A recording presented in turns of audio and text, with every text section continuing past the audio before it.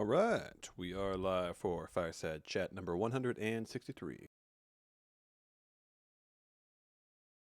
Let me take a look at what I got written down to go through today. All right, number one, I believe, went over this last time, but I did complete a treatise on, or did I call this one a treatise? Perhaps not. Let me double check, but it's a document about the lore of the WA fleets and ships throughout the clan's history in the lore world. Believe that's in the new Edda. Yeah, okay. So not a treatise, just a write up on the ships of WA. You can find it in the new Edda. So what it has is it just talks about some of the individual ships we have and current states. It even has descriptions of a lot of individual ships and art where available.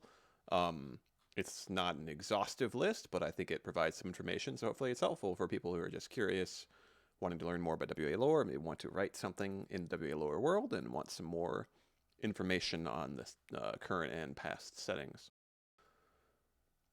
In addition, I also I wouldn't say completed. I think I took off the work in progress thing, but I've been working on a treatise on the White Knights of Hastipity. I also updated the Hastipity White Knight Codex with a few additional pages that Eodor had written during his time as a scribe for the White Knights. So he actually rewrote the entire thing, but I just included the additional entries beyond the original because his rendition of the original, the first ones are basically the same thing, just reworded very slightly. I did read through them all, and I used those as sources partially for my treatise on the White Knights of Hastipity. So that codex thread has been updated. That's in Vestborger's archives, and there is that treatise on the White Knights of Hastipity, which is fairly detailed, kind of timeline of the White Knights and describing information about them and some of the apprentices. I want to add some more to it as well. But right now I think it's in a pretty useful state. So that is completed. In addition, the Festival of Hope is over. That ended with the end of July, so please remove any HLS tags from your display name. And let's see here. I'll throw out an addition that you can request marks, and one of them is the Festival of Hope Celebrant mark, which you can get for just having participated by having the HLS tag, for example, in your name. So if you would like marks or a profile, just let me know, and I can do that for you. You can find links in the Marks and Profiles channel, and there's also a link pinned Marks request thread on the forums in Meat Hall. So any of those three spots, they all link to a spreadsheet where you can fill stuff out. You can also just talk to me if you have any questions or, yeah. And moving on, one of the things I do want to work on is potentially an update to some of the ranks, specifically mostly just officer ranks. Just trying to carve out specific duties for them in particular. This is something I've talked about in the past. I brought up a command center and all thing. I didn't hear too much on it. Some people said they thought it seemed reasonable. So that said, I think the idea would be to create a little bit more of a chain of command of a hierarchy. So not the same as when we had individual platoons. I actually still feel like the system we were doing where we really just we host events as a roster. We are just one large group. I think works pretty well for just the modern setting on Discord. Just because we have lots of people that play lots of different games, it's really hard to confine people to individual games. We even had that problem going back, say, 10 years ago, but it wasn't such a big problem because most people had a primary game or were willing to still play the primary game. But now I think people are so all over the place that it becomes more difficult. And the main thing that unites us is actually just the Discord server itself. So I think being together in that way makes more sense and not being so cordoned off. We still, of course, have the Special Forces units to kind of provide that outlet for people to create their own individual groups with identities and such, and, of course, houses and families, too. But my thinking here would be probably warrant officers, ensign would each be assigned a group of members, probably just by house, that they have to keep an eye on. Just so far as member review, that kind of thing. Basically, they would have to fill out the member review, the spreadsheet for those people, and recommend promotions, demotions, and such. Double check if they're posted in roll call, that kind of thing. It's basically what's already been happening, but just rather than saying that all officers need some duty, whether that's hosting an event or doing member review or something, I think splitting it up, like specific ranks having their own individual duties that everyone at that rank is going to do, should make a little bit more sense, and I think should help with one thing a couple people have mentioned to me. Excuse me, just the fact that they are not sure exactly who to go to. So the plan was that you can go to any officer. So traditionally, you'd go to an officer that you know from attending their events or hanging out with them, and that those officers that you know would be promoting you or demoting you, like as in they would be promoting or demoting people that they know that they spend time with. But generally, that I've been seeing that hasn't been happening too much. I know we do have some officers who are looking at the spreadsheet and trying to do a good job of that, and I appreciate that. But I think overall, it's not something that's really working. I feel like people aren't getting promoted often, and people aren't really getting noticed, which is kind of my fear, is that we'll have members that are like, I've been sitting at this rank forever, has nobody noticed that I've been active, has nobody noticed that I am interested in getting promoted. So I think what we'll look to do is make it more specific that we have an individual set of 2 ranks whose job it is to look at a specific a group of number of members and just keep an eye on them and recommend promotions and demotions. And then we will also have probably lieutenants and commanders who will be in charge of 1 or more warrant officer or ensigns, and their job is to make sure the warrant officer and ensign is doing their job and to dish out promotions and demotions on that group, because relying on people to just do it on their own, I think that's still, people are still going to be welcome to do that, but I'd rather make it a little bit more of an official thing that is done on a regular basis, where like a pass for promotions, because right now I think what's happening is we do have people who are filling out the member review and they are recommending promotions and demotions, but they're not doing it themselves because they want to get some feedback on it. They're not sure if they're supposed to. Which is totally understandable, because that's how it's supposed to be. Is other people are supposed to look at that and then promote and demote as they see fit. But I feel like it's not really been happening, so I think I'm going to try to implement that a little bit better, make that a little bit clearer, and then hopefully that will also make it clearer as to which officer you should go to if you have questions or you are interested in getting promoted and you want to talk to them and such. I think that's a good idea. So that's the plan for that. Just a slight update. It's nothing insane, but I might move some people around ranks as well a bit, just based on the amount of activity I've seen and such, and trying to figure out, I think, people's strengths and weaknesses in a way.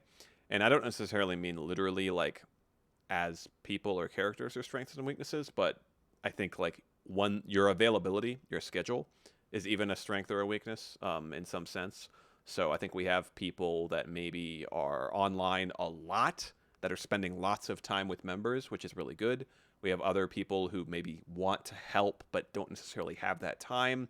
So maybe it'd be better to have them focused elsewhere, or see how we can work that out rather than, I will just say honestly, I think it is odd some of the people we have at certain ranks. I think given the current setup, it doesn't make too much sense, because I think it confuses what the purpose of the rank is if we have somebody who's super active all the time doing everything at the same rank as somebody who is like very rarely there.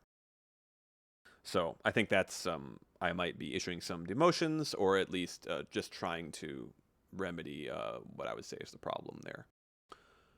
So yeah, that's quite a bit on that. And then officer manual. If you're in the all thing, make sure to check out the officer manual. It's pinned. It's a Google Doc. I'm really looking for any suggestions there. That's one of a few things where I think I'm probably just going to take it and run with it myself based on suggestions, but I have not really seen any. I have pinged people a lot, and I've only seen, shout out to the 2 people I think that have written anything in there. Appreciate that a lot, but everybody else has not. And if they don't have any input, I guess that's fine. But generally, I feel like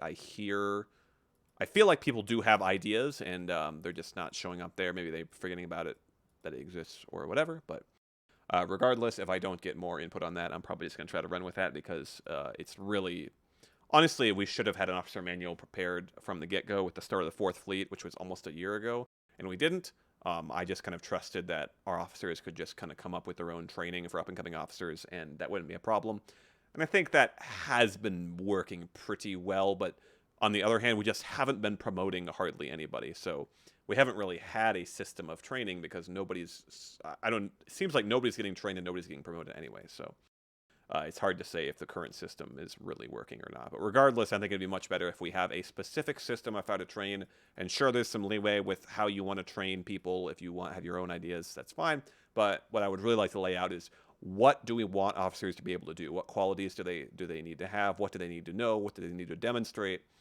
And do they need to do anything like a project or some kind of task or something in order to become an officer? Get all of that laid out in a document that we can show to everybody, just hand it off. Everybody knows it front to back, no problem. That would be much better. So that is a goal that I'd like to get done. It's pretty high in the priority list here in the near future. Next, also, argument/Niflheim guide. We've had some arguments in the clan on Discord. It's always going to happen. It's not a huge deal. I don't think anybody's feelings are extremely hurt, but I think it has brought up the idea that was suggested to me, which was to something we've had in the past. Solite wrote one, Moscow wrote one back in the day, information on how to debate people and have arguments without just descending into name calling and getting super angry. Can't avoid that 100% of the time, but I do think having a guide might actually help some people who just aren't quite sure.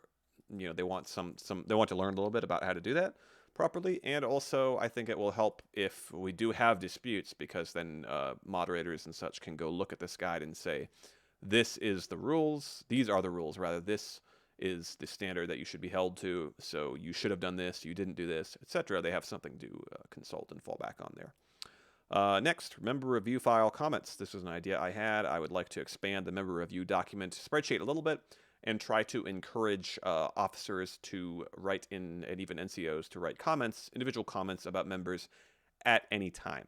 So if a member does something you think is good or bad, or neutral, I guess, you can just write in a comment there as a memory aid, so that people, if somebody else is looking to promote them, they will remember that. Like, for example, say you're running an event and some member assisted you quite a bit and they've been showing up a lot and doing a good job. Just write that in there. Stuff that maybe wouldn't jump out or wouldn't even show up without somebody actually writing a comment out, because the spreadsheet itself, if you don't know, just has whether you were active, posted in roll call, and attended an event. Essentially is all it lists. And that's basically what we're looking at, but having those additional comments is nice. And for example, say somebody talks to you and says, oh, I'm interested in getting promoted, what can I do?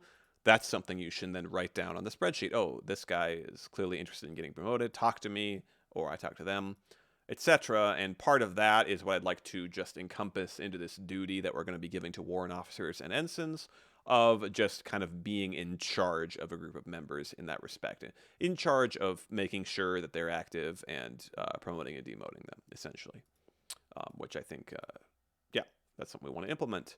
Lastly, expanding title guidelines. This is basically just some, fine print type of stuff.